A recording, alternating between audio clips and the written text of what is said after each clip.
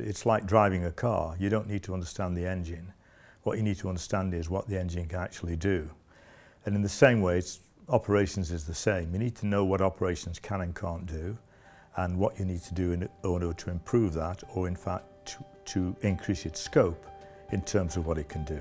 My name's Terry Hill. I'm currently an Emeritus Fellow at the University of Oxford in the UK. I've been in university education, particularly executive teaching now, for several decades. And before that, I was in manufacturing sector, running manufacturing plants for a number of years. If you don't understand your market, you can't develop a strategy. You can develop one, but it's independent of the market. So the market agenda drives the functional strategies. Well, we're back to my particular part of this module concerns the strategic role of operations. Many people think of operations as a field that's to do with steeped in technology, but in fact, its main role is its use of business resources.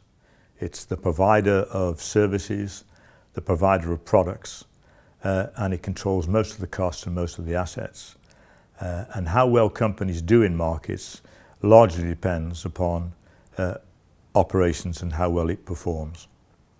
The phrase customer service. And so what's the problem with that? How do you think I would respond to somebody saying, oh, it's about customer service?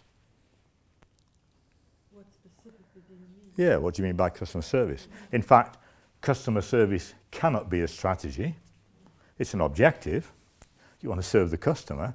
The question is, what does that mean? How do I serve a customer? What elements in the bundle does the customer want? And you can see how we just use these phrases and they're actually without meaning.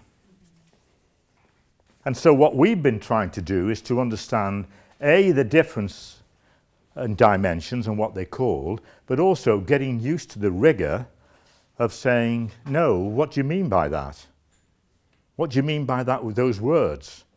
Now, in many instances, what I've done all the time is keep pushing that clarity.